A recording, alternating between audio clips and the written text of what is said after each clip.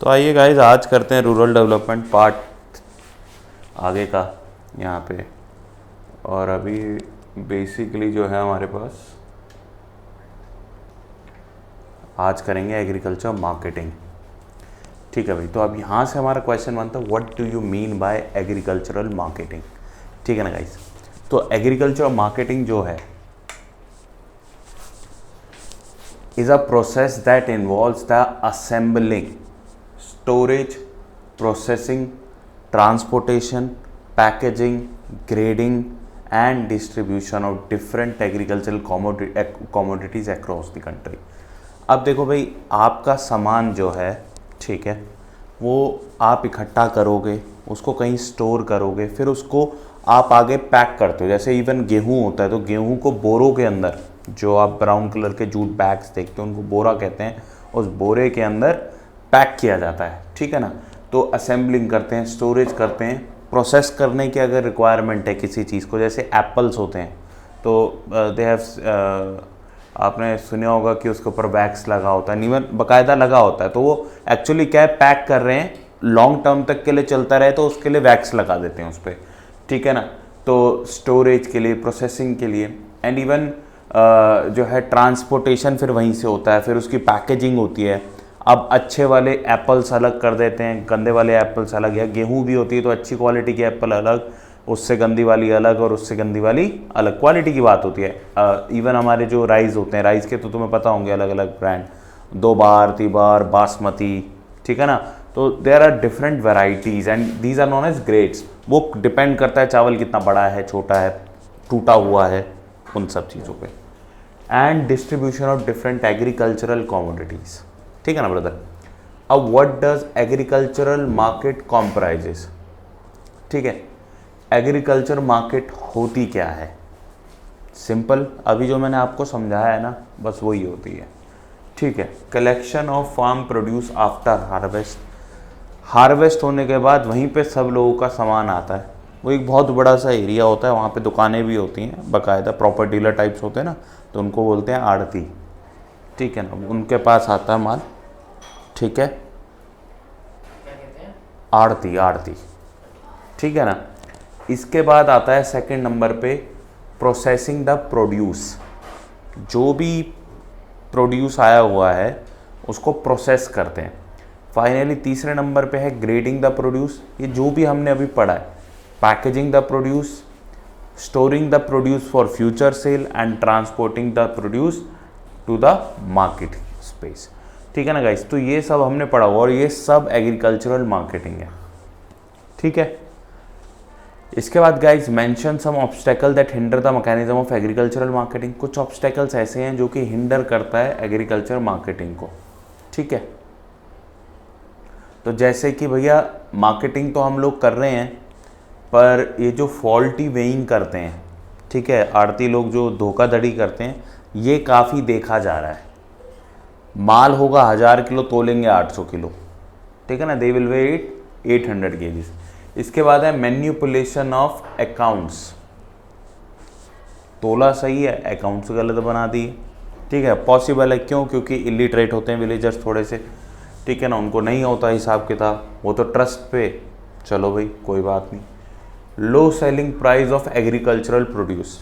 Market में बहुत ही कम price मिलता है एग्रीकल्चरल प्रोड्यूस का विलेजर्स को, यानी जो उसको हार्वेस्ट कर रहा है उसको कम प्राइस मिलता है। ठीक है ना गाइस, एंड जो बेचते हैं ये खुद तो बहुत हाई प्राइजेस पे बेचते हैं। तो ये भी एक बहुत बड़ी प्रॉब्लम है, और ये सबसे बड़ी प्रॉब्लम है। इनफैक्ट अगर हम इसमें बात करें, ये जो प्रॉब्लम है ये सबसे बड़ी प्रॉब्लम है। ठीक है ना, इसको यूज़ कर लेते, चलता कैसे है ये, इसको यूज़ कर लेते। ठीक है ना,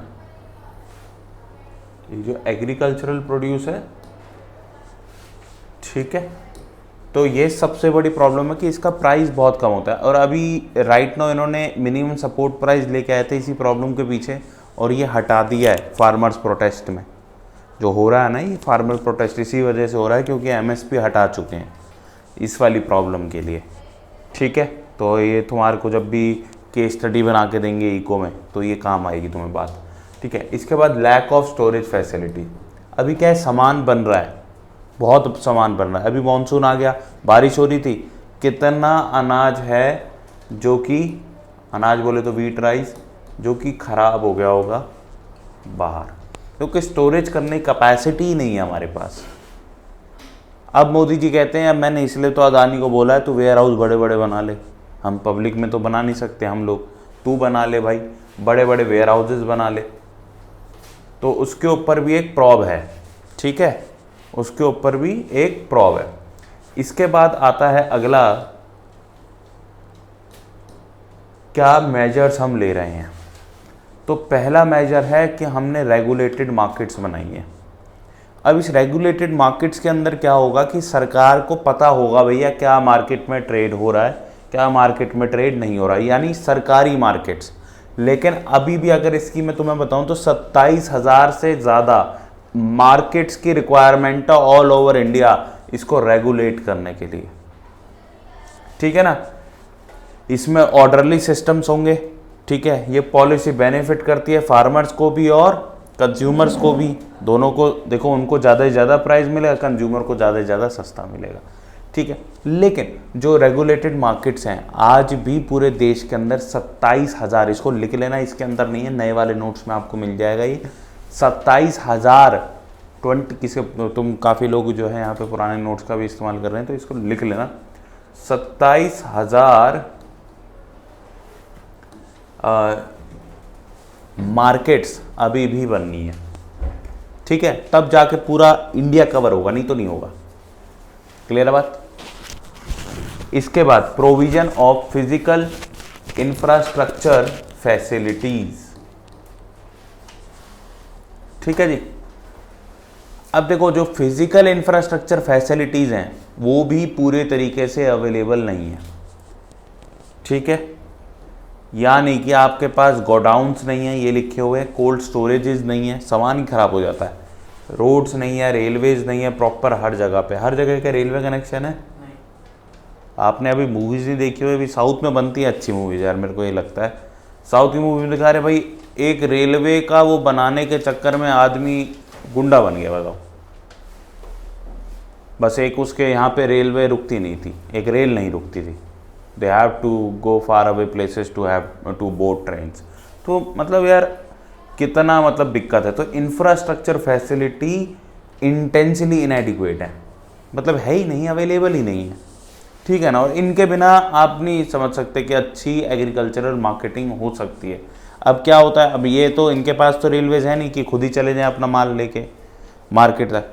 अब इनको क्या करना पड़ता है, किसी आदमी को अपॉइंट करना पड़ता है, और वो आदमी कौन होगा, ठीक है ना, कोई होगा जो है ना बड़ा साहूकार टाइप्स आदमी, और वो इनसे क्या करेगा, सस्ते रेटों में ले जाएगा और बहुत ही महंगे रेटों में बाहर बेचेगा, ठीक है। तो ये बेचारे जो इतनी मेहनत करके माल उगाते हैं, इनको जो मिल सकता है वो मिलता नहीं है, तो ये प्रॉब्लम है। इसके बाद है कोऑपरेटिव मार्केटिंग, ठीक है, यहाँ पे हमने लिख रखा है कि भाई ये इनएडुकेट है इसकी ग्रोइंग डिमांड के हिसाब से। अब इसके बाद है कोऑपरेटिव मार्केटिंग, ठीक है ब्रदर। कोऑपरेटिव मार्केटिंग का मतलब यहाँ पे है कि भैया देखो कोऑपरेटिव मार्केटिंग में क्या करते हैं, 10-15 लोग मतलब जितने भी बड़े फार्मर्स हैं या छोटे मोटे फार्मर्स हैं, 10-15 एक विलेज के अंदर हैं, 20-25 हैं, ये सब अपना माल इकट्ठा कर लेते हैं। कह रहे हैं अकेले अकेले जाएंगे तो बार्गेनिंग पावर बनेगी, अकेले अकेले जाएंगे बार्गेनिंग पावर बनेगी, इकट्ठे एक साथ आ जाएंगे तो इकट्ठे आने पे क्या होगा, बार्गेनिंग पावर हमारी तरफ शिफ्ट हो जाएगी। क्यों, इतना बड़ा आउटपुट लेके जा रहे हैं तो हमको ज़्यादा प्राइस मिल सकता है। अकेले अकेले जाएंगे सस्ते में बिक जाएंगी चीज़ें। अगर मान लो पर्टिकुलरली हमारे लोगों को कुछ पर्टिकुलर रेट नहीं मिलता, सारे अपना माल बेचने से मना कर देंगे, बेचेंगे तो एक पर्टिकुलर रेट डिसाइड करते हैं, उसी पे बेचेंगे और इकट्ठा करके बेचते हैं। तो अब इकट्ठा करके बेचने में क्या होता है कि जो देखो कुछ चीज़ें तुझको पता होंगी, कुछ तुझको पता होंगी, कुछ तुझको, तो इकट्ठा करके उसमें भी हेल्प आउट हो जाता है। लाइक एक ट्रांसपोर्टेशन का जुगाड़ कर लेता है, एक वेयर हाउसिंग का जुगाड़ कर लेता है, यार इकट्ठा करके वेयर हाउस भी बना लेते हैं, अपना पैसा थोड़ा थोड़ा इकट्ठा करके वेयर हाउस बना लेते हैं। एंड इवन जब इनपुट्स की बारी आती है तो इकट्ठा करके भैया एक ट्रैक्टर खरीद लिया, सबके खेतों में चल जाता है। भाई एक ट्रैक्टर सबके खेतों में, तो सब उस चीज़ का बेनिफिट उठाते हैं। तो कोऑपरेटिव वाला सिस्टम बड़ा अच्छा है और मार्केटिंग में भी काफ़ी अच्छा है। वो एक पावर देता है किसको, फार्मर को, कि वो ज़्यादा प्राइस वो कर सकता है। ठीक है जी। अब इसके बाद है हमारे पास अगला पॉइंट,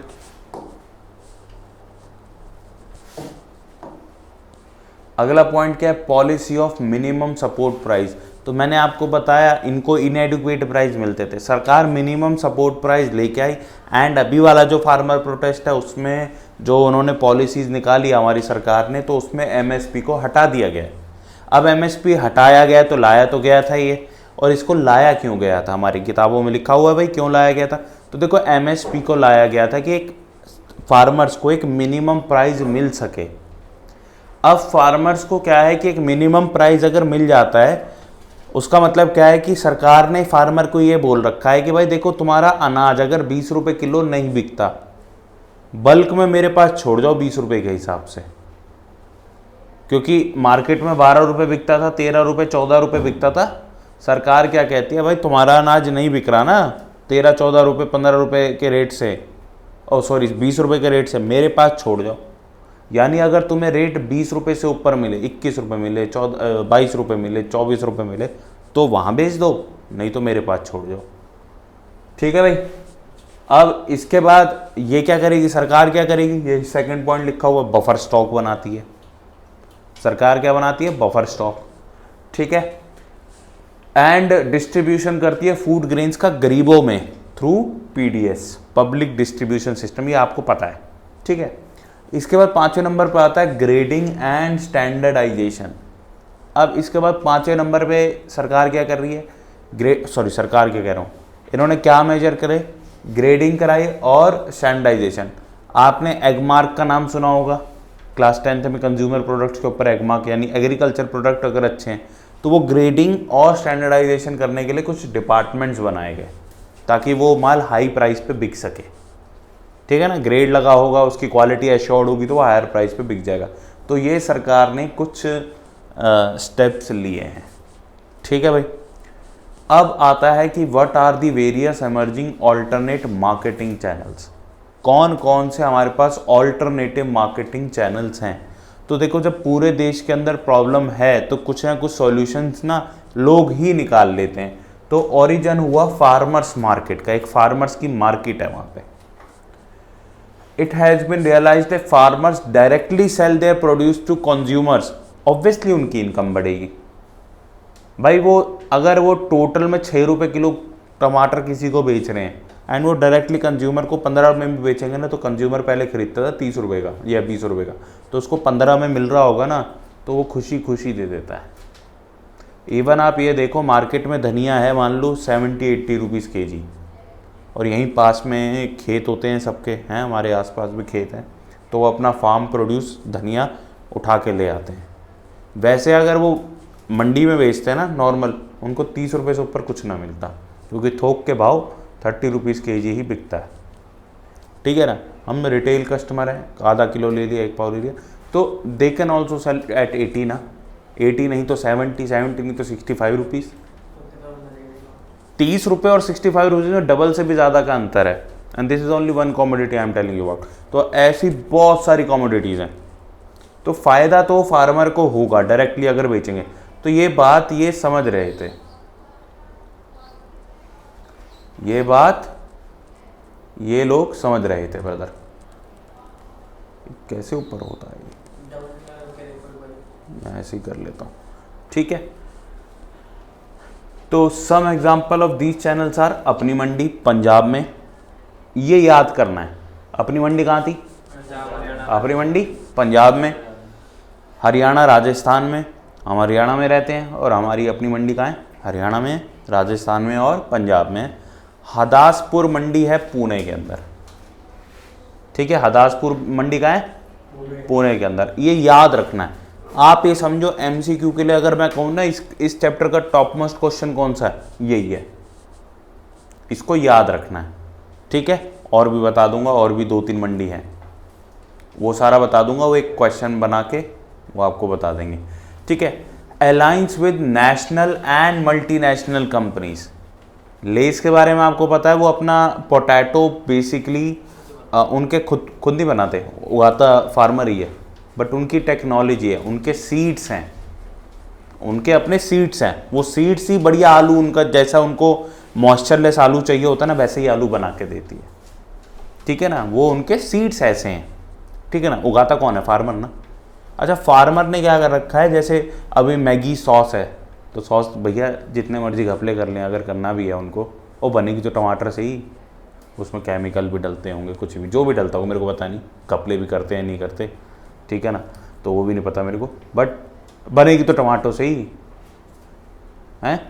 तो अब क्या करेगी ये, जो भी कंपनी है बड़ी कंपनी, उस कंपनी के पास चली जाएगी, ये उस कंपनी के पास चली जाएगी, फार्मर लोग या कंपनी इन फार्मर लोगों के पास चली जाती है और कहती है कि तुम्हारे जितना भी प्रोड्यूस है वो सारा का सारा प्रोड्यूस हमको दे दो, जितना भी प्रोड्यूस है वो सारा का सारा प्रोड्यूस किसको दे दो भाई? हमको दे दो। क्लियर बात? सारा का सारा प्रोड्यूस हमको दे दो। तो ये है aligns with national and multinational companies, ठीक है। तो क्या करते हैं, वो सारा का सारा प्रोड्यूस इनसे लेते हैं प्री डिटरमाइंड प्राइस पे, इनको कहीं और बेचने की जरूरत नहीं पड़ती। इसके बाद 2 ही पॉइंट्स है ना इसके, ठीक है। अब इसके बाद what are the reasons for diversification of agricultural activities. अब हमें एग्रीकल्चर एक्टिविटीज़ को डाइवर्सिफाई क्यों करना, और डाइवर्सिफाई का मीनिंग क्या समझाया था बिजनेस में, यानी जो एग्जिस्टिंग प्रोडक्ट लाइन है उससे थोड़ा थोड़ा ऐड ऑन करते चलो, अलग करते चलो। एक्चुअली क्या है कि एक्सक्लूसिवली एग्रीकल्चर पे डिपेंडेंट होना खतरे से खाली नहीं है। एक आध साल भी गलती से कोई सूखा पड़ के पड़े ना, बारिश ज़्यादा पड़ गई, फ्लड आ गया, तो सब बर्बाद हो जाएगा। तो you have to be dependent on alternative source of income, ठीक है ना। Secondly sustainable productive livelihood option नहीं है। इस वर्ड के ऊपर ना, सस्टेनेबल के ऊपर ध्यान दें। देखो आज कमाई है, क्या आने वाले समय में जिस हिसाब से क्लाइमेटिक चेंज हो रहे हैं उस हिसाब से आपको लगता है कि ये सस्टेनेबल है कि भैया ओवर द ईयर ये हर साल कमा के देगी देगी एग्रीकल्चर? थोड़ा सा आपको क्वेश्चन मार्क है। और पहले भी ऐसा नहीं कि हर साल कमा के दिया, कई साल नहीं भी आती है, एक आध साल बीच में ख़राब चला गया, एक सीज़न ख़राब चला गया, बड़ी दिक्कत हो जाती है। तो सस्टेनेबल लाइवलीहुड ऑप्शंस यहाँ पे नहीं है, ठीक है ना। तो प्रोडक्टिव सस्टेनेबल लाइवलीहुड ऑप्शंस यहाँ पे रूरल पीपल्स के लिए हमें प्रोवाइड कराने होंगे।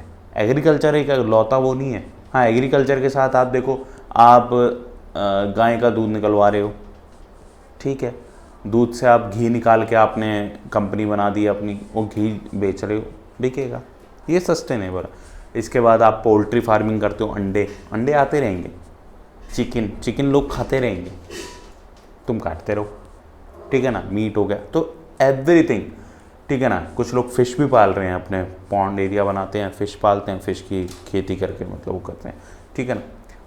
तो वो चीज़ें, तो these are sustainable livelihood option. इस साथ एक रीज़न और ऐड कर लेते हैं कि देखो मेजरली इंडिया के अंदर जो भी सिस्टम है ना वो खारिफ क्रॉप का है। राबी क्रॉप में हमें इरिगेशन की बहुत रिक्वायरमेंट होती है, इसलिए राबी क्रॉप में क्या होता है कि ब्रदर, राबी क्रॉप में हमारे यहाँ पे सामान नहीं बनता, राबी क्रॉप में हमारे यहाँ सामान नहीं बनता ज़्यादा। क्यों? क्योंकि इरिगेशन है नहीं हर जगह पे, तो आपका जो भी उगाना होगा वो हो नहीं पाता राबी सीज़न में ज़्यादा। तो अब राबी सीज़न यानी मोस्टली फार्मर्स क्या कर रहे हैं, खाली बैठे हैं। अब वो खाली बैठे तो उनको कोई काम दे दो ना, आर्ट एंड क्राफ्ट दे दो।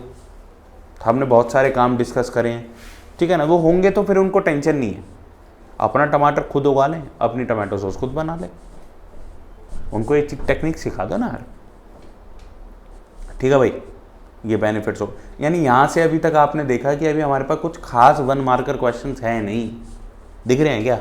हाँ, असर्शन रीजंस बनेंगे वो अलग चीज़ है, असर्शन रीजंस के लिए हम आपको अच्छे से इसको समझा रहे हैं, ठीक है। असर्शन रीजन इसमें से कहीं से भी बन सकता है, इसी से ही बन सकता है, ठीक है ना, कि जो है ना रीजंस क्या हैं, डाइवर्सिफिकेशन के रीज़न लिख दिया, एजम्पशन ये लिख दी, तो क्या रीज़न सेटिस्फाई हो पाएगा? वो फिर वो वाला होगा। जैसे एक क्वेश्चन आ गया कि greater risk in depending exclusive on farming, ये वाली लाइन लिखी हुई है, और एजम्पशन में लिखा हो गया कि फ्लड्स आ जाते हैं, ड्रॉट्स आ जाती हैं, तो ये रीज़न लिख दिया, तो बिल्कुल सही रीज़न है ना। दैट्स वाई तो हम एक्सक्लूसिवली डिपेंड नहीं होना चाहते कि यू नेवर नो कि एग्रीकल्चर में कि पक्का हमारी कमाई होगी कि नहीं होगी, यू नेवर नो। तो ये रीज़न भी ठीक है, तो ये एजम्पशन लिख देंगे, रीज़न लिख देंगे, तो आपका आंसर लिखना होगा। क्लियर है बात? उल्टा बोल दिया मैंने, रीज़न एजम्पशन बोल दिया, एजम्पशन और रीज़न होता है, ठीक है ना भाई।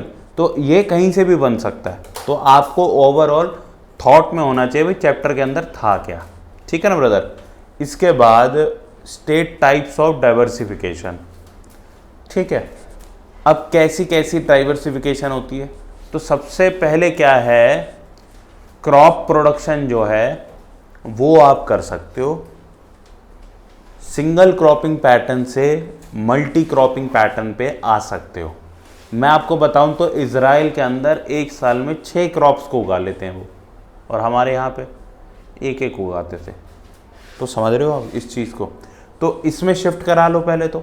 एक उनको पूरे साल ही काम मिलता रहेगा, पूरे साल काम मिलता रहेगा तो कमाई भी ज़्यादा होगी। और पूरे साल तो ऐसा नहीं है कि भैया पूरे साल सूखा पड़ा रहा या पूरे साल फ्लड ही आता रहा, तो भी चांसेस हैं कि आपका एक सस्टेनेबल लाइवलीहुड ऑप्शन बन जाएगी। अब दूसरा क्या है कि क्रॉपिंग पैटर्न में भी थोड़ा सा डाइवर्सिफिकेशन लाने की ज़रूरत है।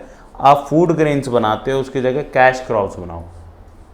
सिर्फ क्या है, अपने लिए मत उगाओ, कुछ ऐसी क्रॉप्स बनाओ जो मार्केट में बेचने भी जाते हैं, जैसे चाय पत्ती हो गई हैं, आपका कॉटन हो गया, जूट हो गया, ऐसी चीज़ें भी एज़ पर आपकी जो भी एरिया है वो आप, रोज़ की खेती हो गई, गुलाब की, फूलों की और भी खेती होती है तो भी।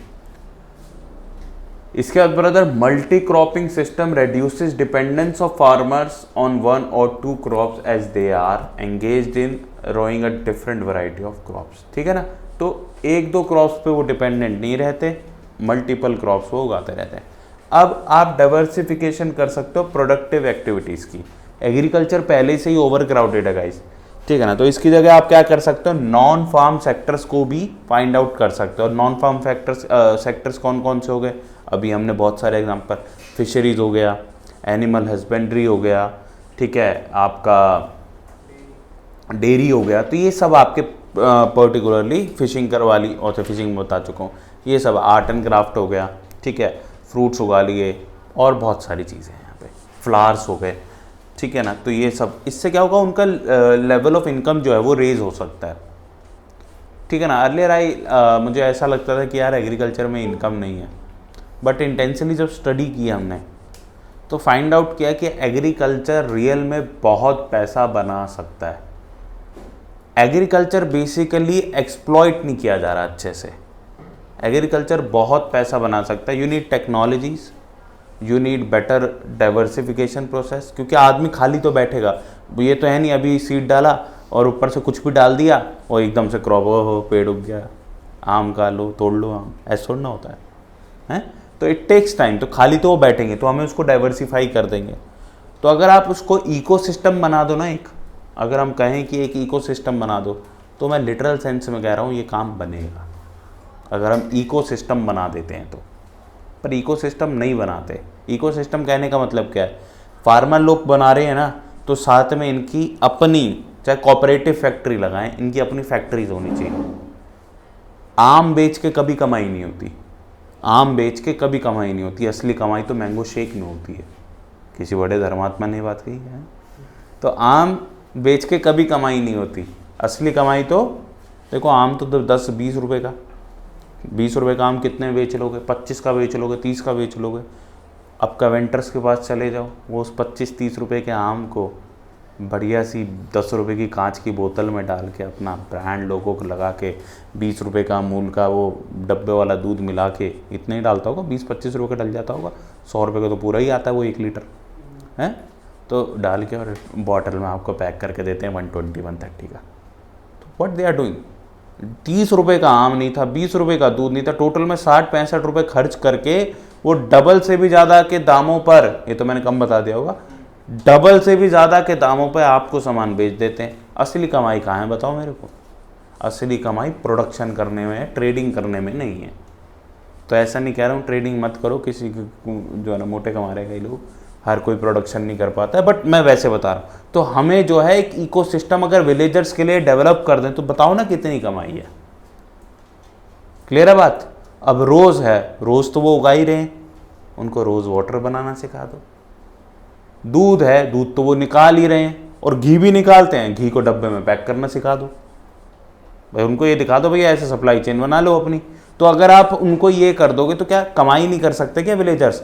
हर विलेजर अपनी कमाई खुद कर सकता है, हर विलेजर अपनी कमाई खुद कर सकता है। किसी भी गांव को, किसी भी एमएलए को अपने हाथों में लेने की, एमपी को अपने हाथों में लेने की ज़रूरत नहीं है। हर एक विलेजर अपने आप कमा सकता है, ठीक है ना। तो ये डाइवर्सिफिकेशन इज़ द रिक्वायरमेंट, और डाइवर्सिफिकेशन इसी तरीके से होगी। तो कोई भी अगर MBA इन रूरल मैनेजमेंट करना चाहेगा, ठीक है ना, तो ये सब बातें उनको ध्यान में रखनी चाहिए कि रूरल एरियाज़ को, ये देखो कोई भी चीज़ डेवलप होती है when they have income options, तो ये बड़ा ध्यान में रखना है। तो गाइस ये समझ में आ गया, ठीक है।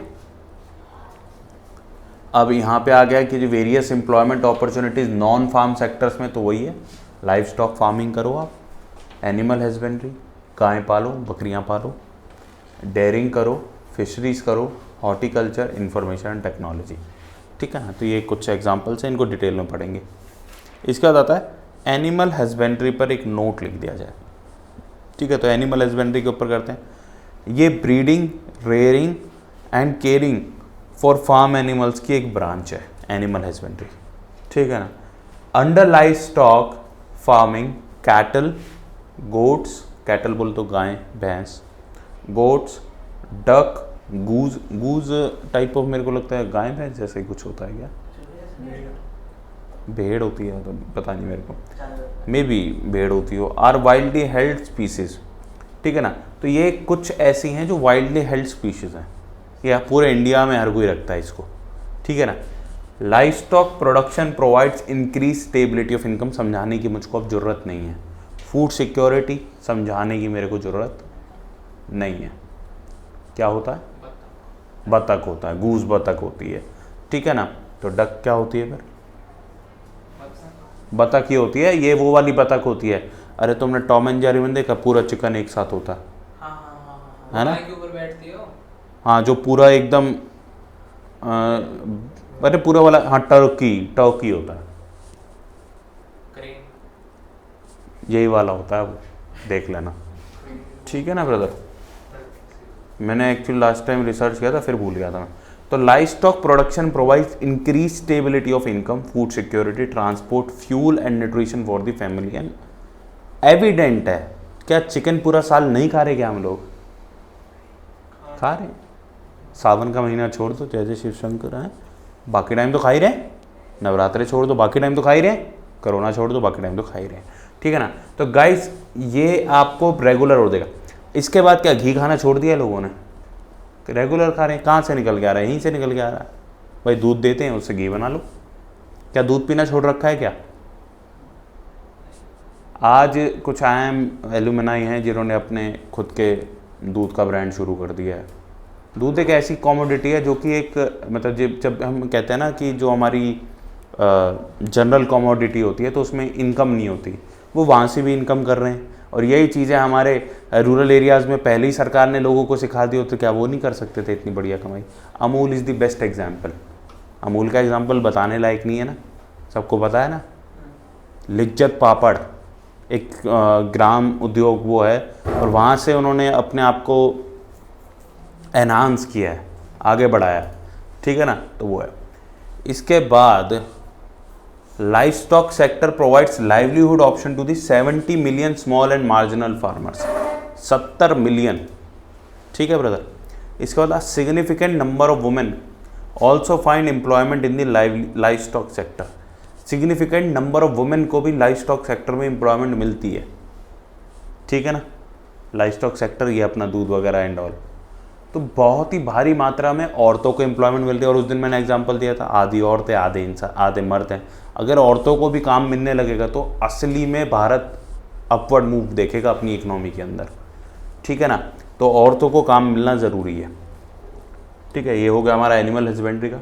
अब आते हैं डेयरिंग पे। गाइज इसमें अमूल का एग्जांपल आता है। This is something operation flood के नाम से, यहाँ पे एक वाइट रेवोल्यूशन का एक क्वेश्चन है कि ऑपरेशन फ्लड क्या था। फ्लड में ये नहीं था कि फ्लड आएगा, लेकिन हमने दूध की जो कैपेसिटी थी ना अपनी प्रोड्यूस करने की, वो बहुत ज़्यादा बढ़ा दी थी। एंड इसी को वाइट रेवोल्यूशन कहते हैं। And this is one of the another, मतलब मैं कहूँगा कि one of the best MCQ question from this chapter, कि भैया इस ऑपरेशन फ्लड या वाइट रेवोल्यूशन को शुरू किसने किया। हम उस दिन बात कर रहे थे तो डॉक्टर वेगीज कुरियन ने, हम उस दिन ग्रीन रेवोल्यूशन की बात कर रहे थे आई थिंक, तो आज ये वाइट रेवोल्यूशन है।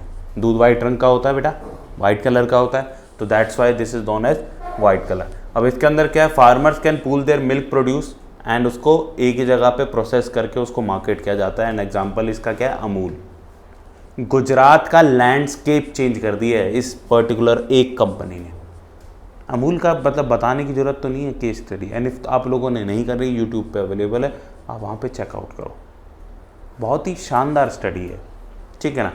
तो गाइस वो है, अब इंडिया रैंक फर्स्ट करती है मिल्क प्रोडक्शन के अंदर। अब ये भी 1 मार्कर है, समझाने की, ये तो बताने की ज़रूरत नहीं। इंडिया की रैंक क्या है मिल्क प्रोडक्शन में, एक क्यों, गाय हमारी माता है, गाय हमारी माता है तो दूध भी देगी हमको, ठीक है ना। तो गाय हम बहुत ज़्यादा पाल रहे हैं तो हमारा दूध भी काफ़ी ज़्यादा निकलता है। कंजप्शन भी है, कंजप्शन से बहुत ज़्यादा निकल रहा है, ठीक है ना। अमूल इज़ समथिंग, बहुत बड़ी कंपनी है, यू विल नॉट, मतलब आप उसके प्लांट्स देखोगे इमेजिन नहीं कर सकते, बहुत बड़ी कंपनी है, ठीक है ना। एंड उसका ऑल ओवर द इंडिया जो प्रोडक्ट अवेलेबल हो रहा है, सबसे बड़ी बात यह है कि ऑल ओवर द इंडिया उसके प्रोडक्ट्स अवेलेबल हैं, तो वो एक बहुत ही सोचने वाली बात है। और आप वैरायटी भी देखोगे अमूल की, ऐसी कोई चीज़ है जो अमूल नहीं दे रहा। अगर हम when it comes to the milk sector, तो उसके पोर्टफोलियो में, प्रोडक्ट पोर्टफोलियो में कमी नहीं है। आइसक्रीम्स दे रहा है, दहियाँ बना के दे रहा है, पता नहीं क्या क्या बना के दे रहा है, सब कुछ दे रहा है यार, ठीक है ना। तो मतलब आप देखो ना कितना इनकम जनरेशन हो रहा है। अच्छा दूध कहाँ से आता है, दूध तो विलेज एरिया से ही आ रहा है, और विलेजर्स को एक अच्छे दामों पे उनका दूध बिकता दिखाई दे रहा है, अच्छे दामों पे, ये नहीं कि बहुत कम दाम होंगे, बढ़िया दामों पे वो रेट। क्या अमूल का दूध और नॉर्मल दूध में कोई खासा फ़र्क है, सेम रेट पे है, बस तो थोड़ा ही कम मिलता होगा उनको, लेकिन उनका बल्क में भैया हमारा 14, 15, 20 लीटर का दूध है, मिल जाता है, हाथ के हाथ उनके पैसे आ जाते हैं। तो they are making cash earnings, ठीक है ना, उनको कोई दिक्कत नहीं है। तो बहुत ही अच्छा उनके लिए हो गया। आसपास के लोगों ने काफ़ी मतलब ये पालना शुरू कर दिया, तो एक अच्छी डाइवर्सिफिकेशन है कि नहीं है। तो this is known as diversification, और इससे फ़ायदा होगा रूरल एरियाज़ को, नहीं होगा, होगा। इसके बाद guys, in this system the farmers are assured of a fair price and income. यहाँ पे क्या होता है, एक फेयर प्राइस मिलता रहता है और इनकम उनकी रेगुलर रहती है। एंड गाइज थोड़ा सा ना ऑफ द टॉपिक जाके भी थोड़ी बातें करनी होंगी, तो आप लोग भी थोड़ा ऑफ द टॉपिक जाके काम कर सकते हो, मतलब थोड़ा सा इससे रिलेटेड, क्योंकि जब असर्शन रीजन्स आएंगे तो थोड़ा दिमाग चलता रहना चाहिए, ठीक है ना। तो थोड़ा सा सिनारियो अपना वाइड रखो, मतलब विजन अपना वाइड रखो। तो ये आज का सिनारियो है। तो meat, eggs, wool and other by products are also emerging. अगर देखो ऐसा नहीं है कि हमारे यहाँ पे मैं बोलना नहीं चाहूँगा, बट अगर हमारे यहाँ पे गाय और भैंस का मांस नहीं खाते तो हमारे यहाँ पे कोई गाय भैंस मरती होगी तो उसको करते क्या होंगे,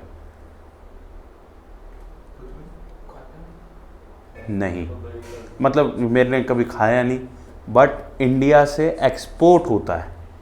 मतलब आप ये मत समझो कि गायें यहाँ पे, मैंने एक जगह ही पढ़ा था कि गाय नहीं कटती हैं या कुछ है, वो एक्सपोर्ट होता है। गाय नहीं कटती तो भैंस का होता है फिर मांस। अगर गाय का भी सरकार ने बिल्कुल ही बैन कर रखा है कि गाय नहीं काट सकते आप, एंड काटना भी नहीं चाहिए ऐसे, क्योंकि गाय हमारी माता है, एंड तो भैंस काट लो, भैंस तो नहीं है, हैं तो भैंस का जो मीट है ना ब्रदर काफ़ी ज़्यादा एक्सपोर्ट होता है। मैंने अभी देखा था उसमें काफ़ी ज़्यादा एक्सपोर्ट होता है इंडिया से। इस पर स्टडी करके मैं आपको बताऊंगा, मैंने अभी पढ़ा था कहीं पे। इसके बाद फिशरीज़ है। Fisheries refer to the occupation. Fisheries किस पे रेफर करते हैं भाई, ऑक्यूपेशन पे, ठीक है ब्रदर।